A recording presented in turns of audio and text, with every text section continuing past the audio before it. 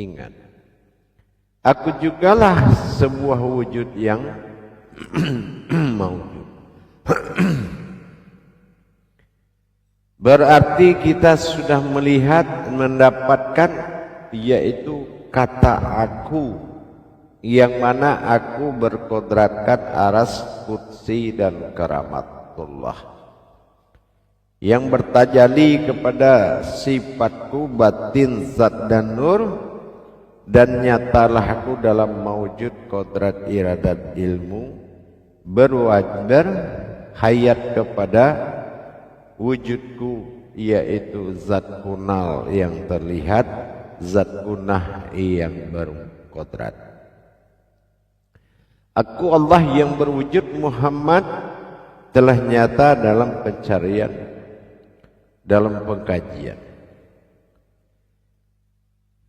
Sekarang kita melihat kepada perjalanan kajian tersebut dalam hukum hijaiyah Al-Quran. Nyatalah alif aftar yang terlihat dan alif ba'dal yang tidak terlihat yang ada di dalam yang terlihat. Dua alif telah bertajalli dari ba sampai huruf ya, sehingga alif kembali asal muasalnya titik wujud awal mula jadi.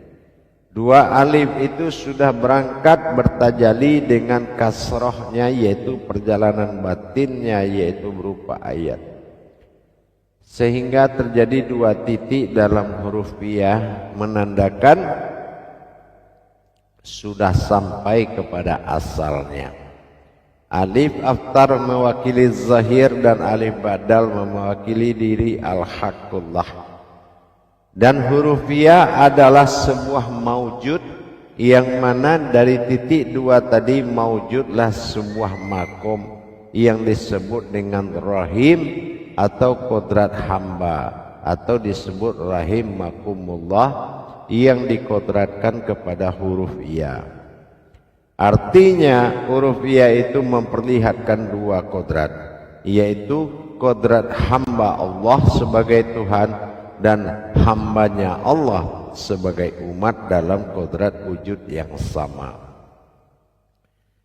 Tetapi jangan lupa jemaah, setelah dua alif ini berangkat zahir batinnya menuju ya pada makom zahir batin, apa yang tinggal?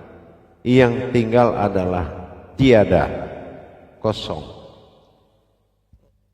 Karena kedudukan tempat alif ini berada sudah bertajalli, sehingga tinggallah kosong. Itu dinamakan tiada. Tiada ini di dalam hukum hijaiyah sudah kita belajari. Tiada itu artinya la. La itu lam alif yang berkodrat pada ha dan alif doma uhu. Berarti yang tinggal adalah yang tiada tapi ada, yaitu aku.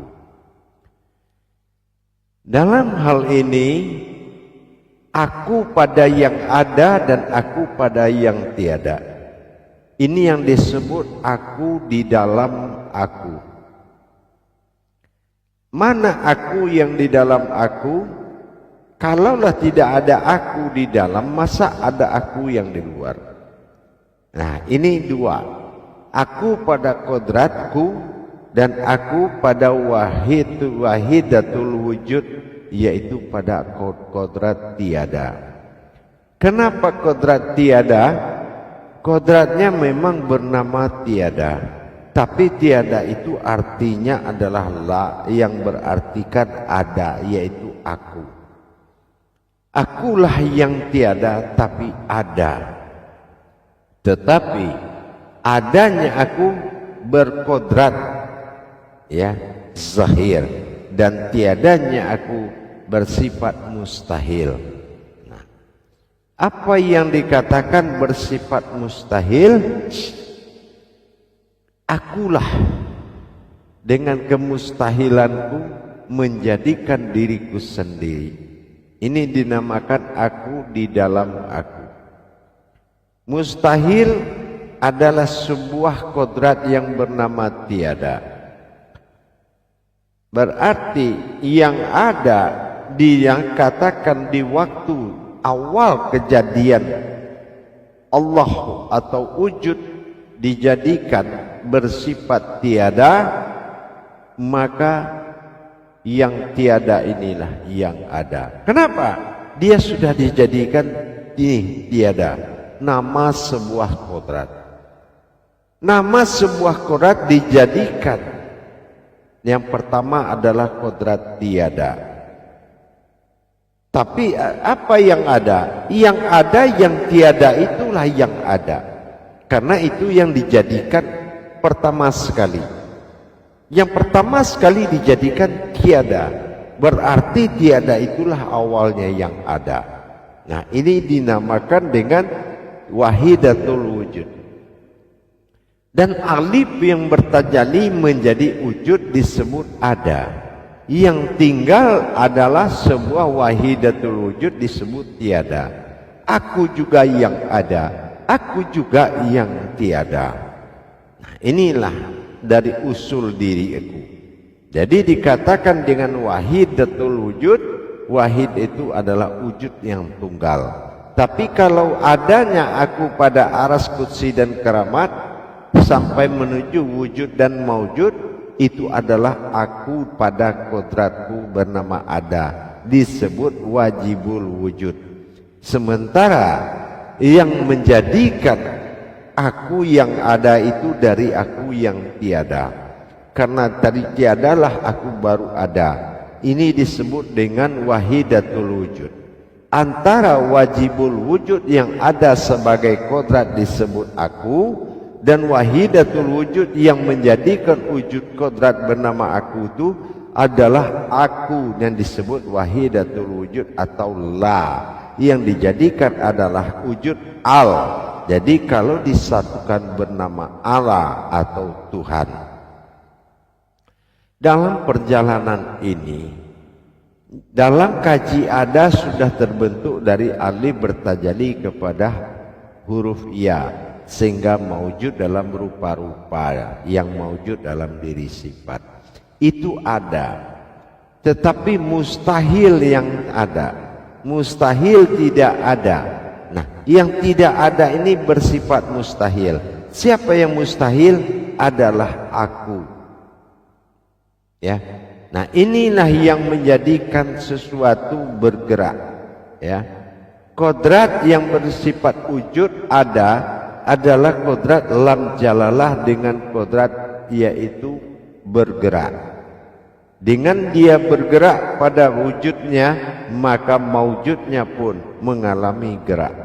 Tetapi siapa yang menggerakkan batin sir di dalam jantung itu? Siapa yang menggerakkan? Yang menggerakkan adalah yang disebut dengan wahidatul wujud, yaitu wujud tunggal rahasia. Nah, ini yang menggerakkan wujud yang dinamakan wujudku. Yang bernama aku yang sebagai wujud sebagai kodrat, itu yang menggerakkan adalah sebuah wujud wahid yang disebut wahidatul wujud. Dialah yang menggerakkan aku yang bersifat wujud, sehingga hayatlah alam semuanya. Tapi apabila yang tiada ini yang akan menjadi ada, maka tiada yang ada, melainkan yang tiada itulah yang akan ada. Sehingga yang ada menemui tiada, yang tiada itu adalah aku, dan akulah yang ada di dalam ketiadaan. Nah, begitu jemaah. Jadi asal usul dari kodrat lam jalalah yang menjadi detak jantung sehingga dinamakan nadi dalam nanya yang wujud, itu yang menggerakkan adalah fi'il. Fi'il adalah yang menggerakkan, yaitu wahidatul wujud yang bersifat mustahil. Jadi semuanya terbuat dari sifat mustahil. Wujud wajib aku ada, dinamakan wajibul wujud. Mustahil aku tidak ada, mustahil aku tiada. Artinya yang mustahil itulah aku. Nah itu ya, aku bersifat mustahil di dalam aku, dan aku ada karena aku dijadikan dengan kemustahilan diriku sendiri. Inilah yang menggerakkan gerak aras yang dibawa oleh wujud asal mula jadi aku pada kodratku, dan yang menjadikan adalah mustahil bagi diriku yang disebut aku yang mustahil. Jadi disinilah terjadinya hubungan ketuhanan, yaitu berdirinya sifat mustahil. Kalau hanya gerak yang menjadi Tuhan, berarti semua gerakan akan kita sembah. Tapi nyatanya yang menggerakkan wujud itu adalah sebuah wujud yang disebut tiada, yaitu la, padahal yang tiada itu adalah aku. Nama kodratku adalah tiada, dan nama wujudku yang berkodrat namanya aku, tapi kodratnya ada. Kodrat yang menggerakkan, fi'il yang menggerakkan, sementara yang digerakkan adalah af'al, yaitu sifat alif aftar digerakkan oleh alif yang bersifat wujud mustahil yang ada di dalam aku itu tersebut. Makanya terjadilah kehidupan, makanya terjadilah hayat, karena gerak itu ada yang menggerakkan, bukan kita menyembah yang bergerak. Dengan itu para jemaah sekalian, nyata sudah perbuatan Tuhan pada wujudnya, bahwasannya perjalanan alif dua berakhir pada aftar yang nyata, dan yang menjadikan bergerak adalah pada kodrat yang mustahil. Yang mustahil itu siapa? Disebut tiada. Tiada itu adalah kodratnya aku yang bernama tiada, dan yang terlihat adalah kodrat aku yang bernama ada. Jadi dari kodrat tiada yang disebut dengan wahidatul wujud nanti jamaah akan terjadi 14 gerakan untuk memunculkan sebuah wujud yang dikatakan wahidatul wujud. Menjadi wujud itu ada 14 tajali, 14 gerakan tajali. Dari wujud ke wujud ada 14 gerakan tajali lagi. Dari wujud ke maujud ada 14 gerakan lagi. Ini akan menjadi tajali yang akan dipelajari nanti. Nah di situ maka dikatakan wujud itu ada, tapi yang ada itulah yang dikatakan yang tiada. Dikatakan dia tiada, sungguhnya tiada itulah yang ada bernama aku. Aku pada yang ada, dan aku juga pada yang tiada. Kalau yang tiada itu sudah masuk ke alam ada, maka tidak akan kembali kepada alam tiada. Alam tiada itu sudah ada di alam ada, maka tiada yang ada melainkan yang ada. Maka selamatlah seseorang itu dari ketiadaan. Kalaulah semuanya tidak ada, semuanya tiada, wujud-wujud maujud tiada, kalau dia kembali ke alam tiada, kalau tiada itu tidak ada aku di dalamnya, maka dia akan menjadi makhluk gentayangan dimanapun berada. Tapi kalau dia kembali kepada alam tiada, sesungguhnya yang tiada itu adalah la, la itu adalah hu itu adalah aku yang tiada, dan aku juga yang berkodrat ada. Jadi makanya kita wajib mendirikan yang tiada itu kepada yang ada, agar kekal adanya, insya Allah. Baik, kita coba bermuzakarah. Solu muzakaratun fil jamiyati rahimahullah. La ilaha illallah, wallahu akbar. Silakan juru tabligh menyampaikan amanah para imam dan jemaah.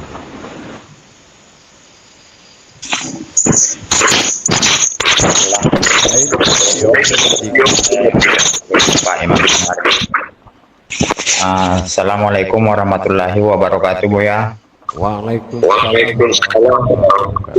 Alhamdulillah, Yang semoga iman. dalam keadaan sehat selalu bersama keluarga.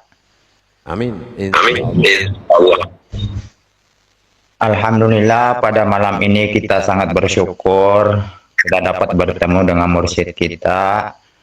Semoga pertemuan kita ini penuh barokah. Alhamdulillah. Dan saya mengimbau kepada jamaah, para imam, mengambil kesempatan untuk bertanya, untuk menambah wawasan kita atau menambah pemahaman kita bersama yang bertema tadi. Yang pertama dijelaskan kepada mursyid kita, aku juga yang maujud, aku juga yang berkodratkan aras kursi dan keramat. Maka marilah kita mengambil kesempatan untuk mempertanyakan dan memperdalam kajian kita yang diberikan pada malam ini, insya Allah. Silakan di PC tangannya yang ingin bertanya. Silakan Pak Imam Dudi. Alhamdulillah.